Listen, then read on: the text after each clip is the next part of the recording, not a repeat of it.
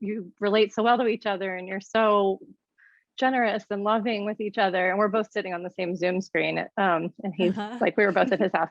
And he was like, I sometimes wonder, like, why would people like you two get divorced? And that was like the last thing he said to us. And we were both like, a little like weepy. And then we said goodbye and we ended the Zoom. And Craig looked at me and he was like, because you're gay as fuck. And it's okay. And I was like, Seriously. yeah, That it's is like he waited to end the Zoom call before that, but it was just, it's just like, I don't know. It's just matter of fact. It's like always known this. I'm so glad I got this many years with you. Yay. Um, so wow. there's some levity there too, and it's just been Yeah. really sweet to have that with each other now. hmm And Yeah. how it sounds like the love between the two of you, you said it feels stronger than earlier in your marriage. Can you share why Hmm. why you sense that is? I think because, well, I mean, I think with passing time, I tend to fall more deeply in love with the people I love if Yeah. I'm actually connected to them, and I think that it's the connection that feels deeper. It feels like we are awake. Mhm. I think earlier in our marriage, and certainly probably around the time we had a child, there's this element of like being back to back rather than face to face or side to side, like where we're a team in a different way. We're like parenting and we're, working on our careers and we're doing these sorts of things that don't always bring mindful attention back to the relationship. Mm.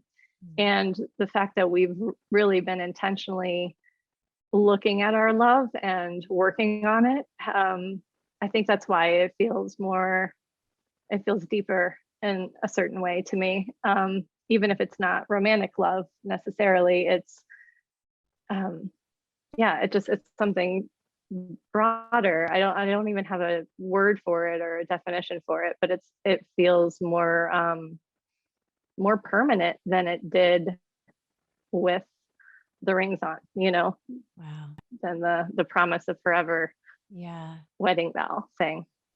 That's a powerful statement. It's like there isn't the container of safety that would come with, Yeah. monogamous marriage, but Hmm. rather a depth of commitment to each other at this level of it feels like such a generous expression of love.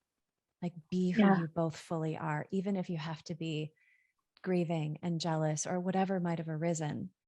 It Hmm. feels like what the steady path was liberate one another to be your full selves, which is incredible that that was in your vows, you know, 18 years Yeah. ago, 19 years ago, whatever it would have been now. 2003. Gosh. Okay. Yeah. Yeah. So I don't even know. Me Yeah. too. 18 years ago now. And we Yeah. were together for 3.5 years before that. So Okay. it's really Wow. been more than half my life, that, he's been in it. And, um, yeah, it is really a gift, I think, to be at this place. And it's scary. It's so scary because there's no map for it. It's pretty Right. uncharted, and I don't really have models for how this can look. And there's definitely fear and grief and jealousy and all of the emotions at the same time.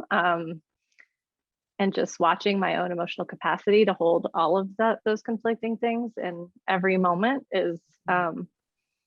kind of astonishing, you know, Yeah. And you're especially speaking. Oh, go ahead.